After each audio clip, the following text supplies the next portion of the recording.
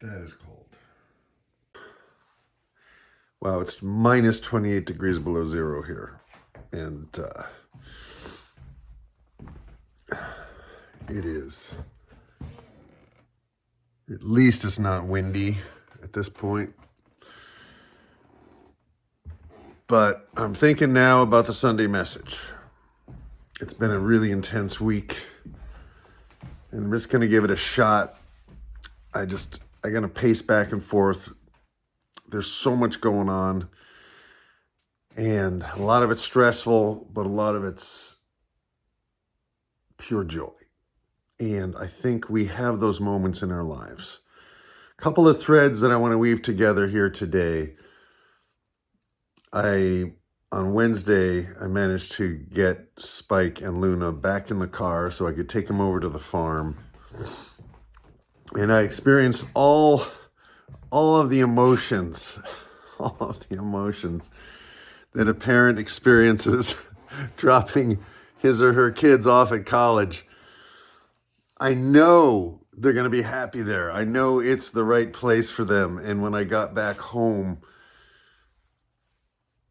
there was this wistful sadness as I looked out in the backyard and they weren't there anymore.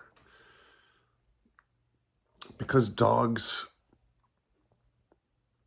bring to us some hint of unconditional love that is powerful, that maybe most of us, if not all of us, long for in life. And these dogs, in just the 2 weeks that I've had them, have given me so much. And at the same time, have triggered a lot of anxiety and stress because there were so many unknowns, right? I didn't know this breed like I know Labrador Retrievers. I had heard a lot of different things about livestock guardian dogs, different breeds of them, and I didn't know how they would, whether they'd stay in their paddock. So far they have, except for one little escape by Luna. She's escaped everything. But it's always a place where I didn't think clearly. And she helped point it out, but she always comes back. I didn't know how they would be with the farm dogs, so I had a lot of anxiety, a lot of what ifs. And I pointed out in, I think, last week's Sunday message that anxiety properly used is not a disease. It's thinking about what you don't want to have happen so you can take definitive action to prevent that thing. And anxiety is basically us, toxic anxiety is us getting stuck on a loop. And so, one of the things I've eradicated from my vocabulary is saying, oh, I'm anxious to get started. No, I'm excited to get started, right? I'm anxious about how it's going to turn out. And then I can change that to I'm concerned, right? Or I'm worried about somebody. I'm concerned about somebody. All right. So the choice of our words is important. It's not the only thing, but it's one of the many things that helps us to experience physical and emotional states. And if we want to experience more well-being, we have to take charge of where our mind is going, right? So I caught myself feeling anxious about the dogs, and then the next step was to take action. And I got Spike in the car without forcing him. I used ham and cheese rinds and just kept putting the food a little farther away from him, and he kept moving towards it. And then he had his whole body in the car,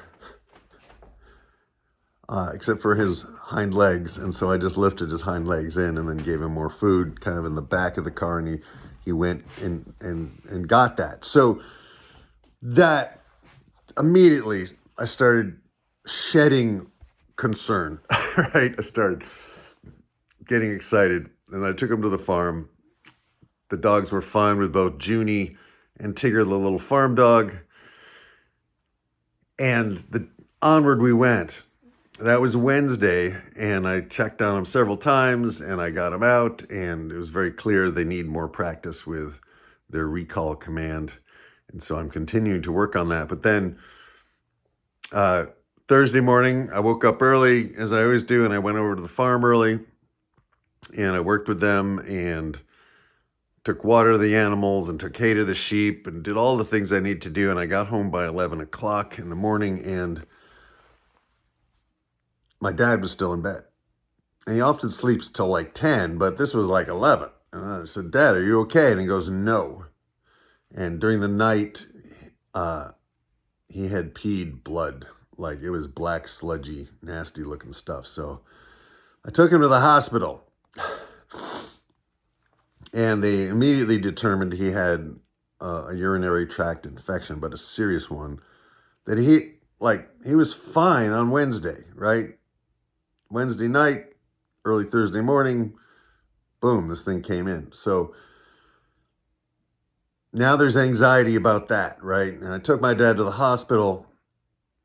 And just Wednesday night, I had come home and felt the feelings of no pups in the backyard, right? And then Thursday, I came home from the hospital, and I had the same feeling of, my dad not being here. And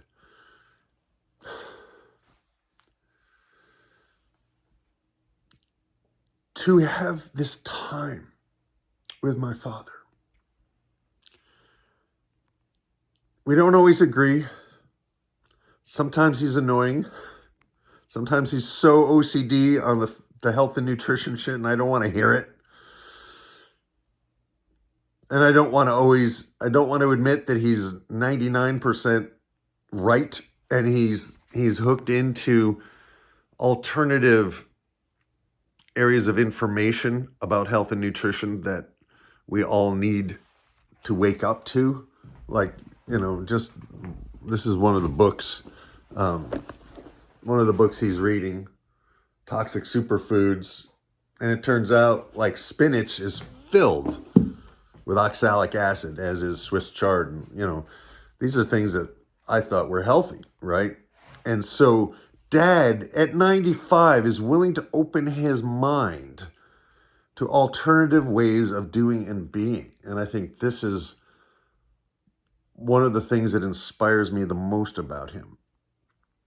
And I annoy him as well. He is someone who squeezes a penny, right? I am someone who wants to spend the penny to make a dime, right?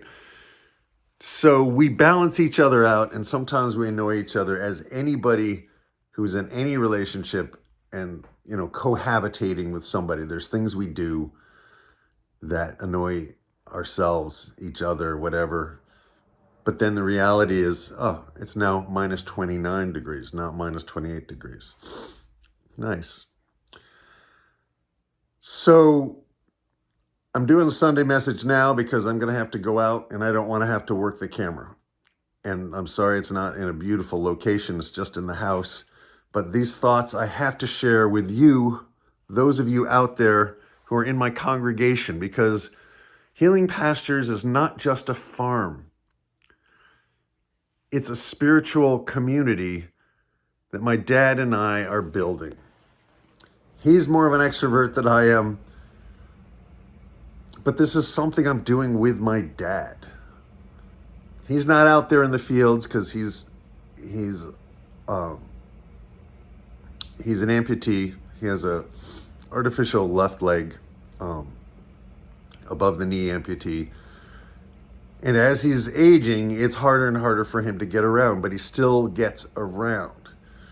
And just in the last month, we've had some events where he went out one evening and he hit a deer, totaled his car, and now we have this life-threatening UTI. And so you have to think about what life would be like without the people that you care about. And it's one of the deepest, most difficult things we as humans have to deal with. The sense of longing, the sense of loss, For a long time, I've longed for a partner who could join me on this farming adventure. And I thought it would be maybe my girlfriend, but that's not going to happen. She's got her own life down in Albany. I thought, well, okay, maybe I'll meet somebody up here.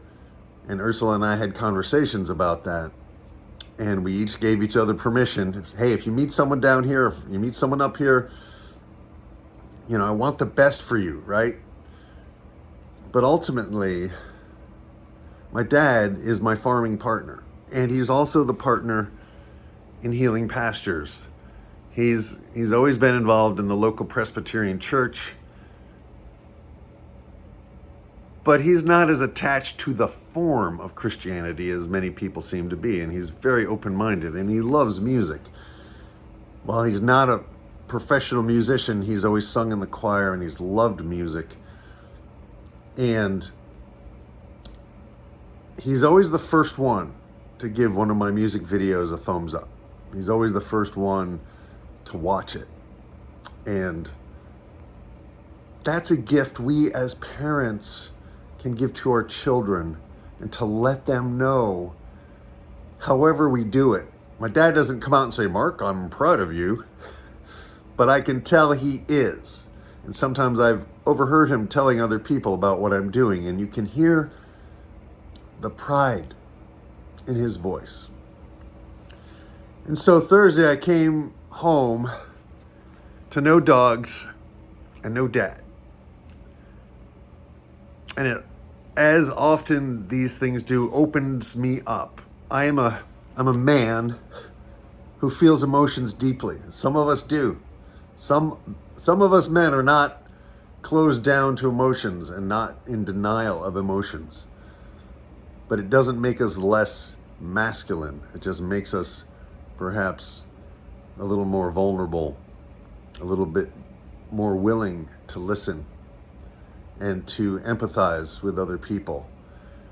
And those of us men who are like that, maybe we're ministers, maybe we're artists, musicians. But to be able to feel the things, to be able to not numb yourself out, but to feel the real feelings about this life. And partly that's why I have to farm. Because on the farm, I'm raising animals for food, and we have to confront death. We have to confront the temporariness of all things. And there is a sense of sacrifice when an animal comes into the world with a purpose. Some of them will get to live out their lives. Usually it's the cows, the ewes, the sows, the females of the species, and the males are usually the ones that we end up turning into food. And the idea is, in my mind, is that we're all waves on the sea of awareness, and some of us are small waves, some of us are big waves, some of us have come in for a shorter time. And we don't know where we come from or what this universe is all about. But denying our feelings is not a solution. As indulging in our feelings is not a solution. Every morning, pretty much when I have time, I watch a channel called Surfers of Bali, and I hope you check it out. And I'm usually, just because it usually gets released right when I'm having my coffee, I'm usually one of the first people to leave a comment. And for me, particularly 29 degrees below zero, watching a Surfers of Bali video helps me to kind of go to the tropics in my mind. And I don't surf personally, but I love watching people surf. And I like surfing as an analogy for life, to be balanced on a small board, moving through time, knowing that at some point the wave will dissipate on the shore, and then we'll go back out and try it again. So those are a couple of threads. And then this morning I got an email from my friend Michael Guerin, who has just put the finishing touches on his Vincent van Gogh guidebook to his Vincent van Gogh card deck, which is kind of like a tarot card deck where you kind of lay them out and do a spread and see what the cards are talking to about. And Michael Guerin was one of my early hypnosis clients, and he tapped into a bunch of past lives. First one, I worked with him in 2006 or so. He tapped into a past life where he was a soldier in Nazi Germany in the German tank corps, and he was killed crossing an open space on the Russian front. And when we cleared that lifetime that he had experienced, his agoraphobia disappeared. And in June of 2018, he said, "Mark, I think I need another session. I keep tapping into a lifetime where I'm a painter in the south of France." And he ended up tapping into a past life where he was literally looking through the eyes of Vincent van Gogh. Now, whether he was actually Vincent van Gogh or not, I don't know, but he was able to tap in to the energy and the vision and the kinesthetic, visual, auditory, sensory overload of looking through Vincent van Gogh's eyes. And that has begun a journey where he's written a novel with all these a lot of these different past lives that he's tapped into. And for me, watching this unfold for him, his books, he's published, I think, 9 books of poetry as well.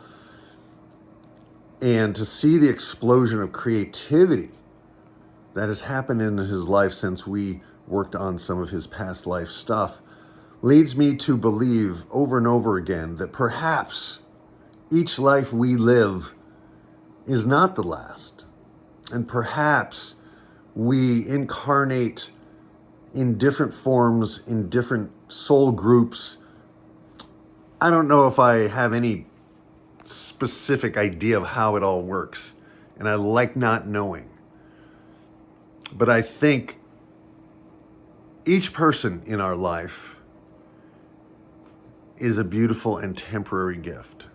Each person we meet, each day that we are still here is a gift. And over my left shoulder is a painting my mom did. She started to learn how to paint late in life. And that's a painting of a photograph that someone took of my father and her in my father's sailboat called a Snipe that he used to race competitively on a small lake in western New York, near Perry, New York. And the thread of this man and this woman coming together, a woman who was deeply spiritual. She would have been a minister today, but she ended up being a Christian education specialist. And the spiritual thread, they met at a church. They fell in love. She was willing to marry a man with a handicap, which showed her open-mindedness. And he was willing to marry a woman who had an exquisite, sarcastic sense of humor. And they had 2 kids, my sister Lynn and me. And we carry the torch forward in our lives. We carry the torch forward through summers and winters. And this presence, this ability to be aware and alive is the greatest gift of all. And every day I ask myself, how can I use this gift more wisely? How can I use this gift more joyously? How can I use this gift more exquisitely to support myself, to support the others around me, to spread something out into the world that does some good, that inspires, that motivates, that heals, that nourishes and nurtures. And I cannot separate that from farming, and I can't separate that from my music, and I can't separate it from all the hypnosis and neurolinguistic work that I've done in the past. I can't separate it from my storytelling programs for school kids. I can't separate any of it out because it's all one. It's all one. It's a song. It's all one. One song that I'm attempting to sing in my life as best I can. And for the moment, I think my dad's going to be okay. I think the dogs are going to thrive. And I get to see them every day. And I want to send out prayers to those of you who are hurting, those of you who are lonely, those of you who are seeking some truth in your life, who are yearning for a better way of being, a better way of communicating with those you love, the ability to set aside our own stuff and to truly see each other as God. There's an old joke. Did you hear about the agnostic dyslexic insomniac? Yeah, that's a guy who lies awake at night wondering if there's a dog. So while I'm lying awake at night wondering if there's a dog, I know there is a dog, and dog spelled backwards is God. And the next time you look at a dog looking up at you with unconditional love, try to love yourself that way. Try to love the difficult people in your life that way. Try to love the world that way. And then do it again the next day. And the next day. And the next day. And that, my friend, is why we're here. That is the key to the cage. That is the secret to life everlasting, to love and joy and peace. And I wish you all the best on this very, very cold day. That's my Sunday message. It's a long one. I hope you'll stick with me. I hope you stayed this far. And I hope you'll subscribe to the channel, give me a thumbs up, leave a comment below. And I think I will play the song, The Key to Your Cage now. And if you want to see all the stuff I've been doing with the dogs all week, if there's time, I'll try to tag a little bit at the end of this, but you can check back on my YouTube channel, Healing Pastures Farm on YouTube,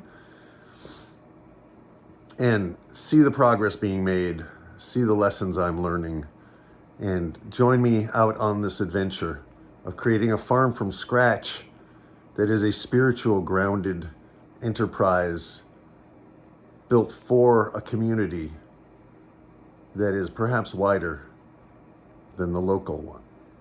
I love you people. Thank you for giving me a chance to express this stuff, because it's what's going on. It's what's real. And I look forward to get my dad back here in a couple of days. And yeah, that's all I got. Peace, love, grooviness. Amen.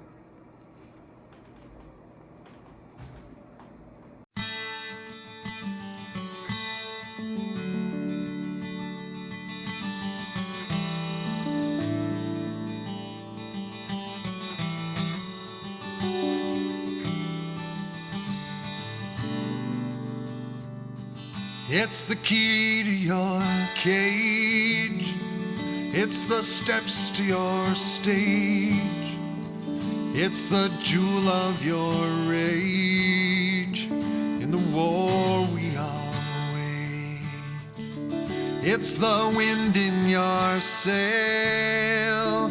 It's the win in your fail. The card that gets you out of jail. It's the steel in your rail. It's the key to your cage. It's the key to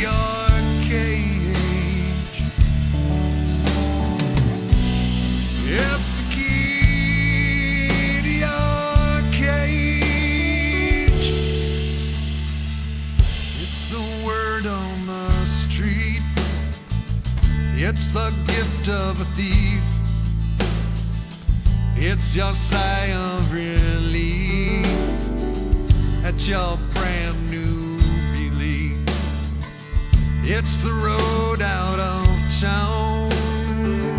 It's the loft in your down. It's the sound of the sound of your feet on the ground. It's the key to your cage. It's the key to your cage. It's the key to your cage.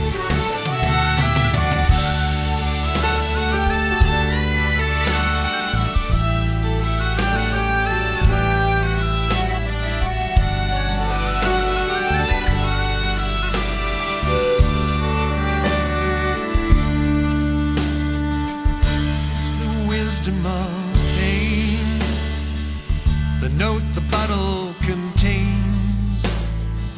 It's your skin in the game, while the rest just complain. It's the breath of a breeze in the tops of the trees. It's the moment you seize to secure your release. It's the key to your cage. It's the key to your cage. It's the key to your cage. It's the key to your cage. It's the key to your cage. It's the key to your. It's the key to your. It's the key to your cage.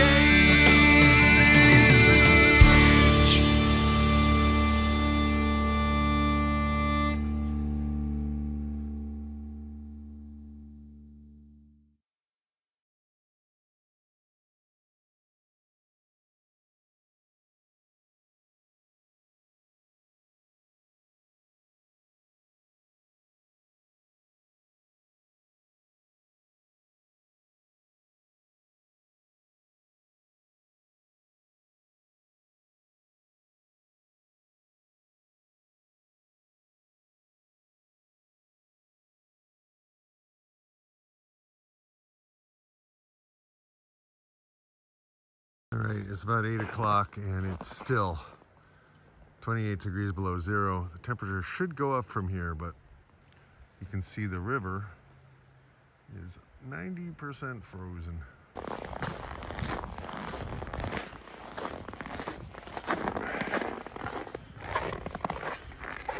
And let's look at the sun.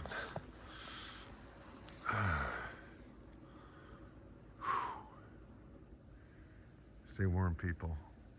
Peace, love, grooviness. Thanks for watching. Thanks for listening. Boom. Amen. Piggies made it through. 29 degrees below zero. They're alive. They're okay. They're well. And these guys have a position on the inside. Say hi to Andrew, Tia, and Miles. Just wave. Just wave. He waves this apple.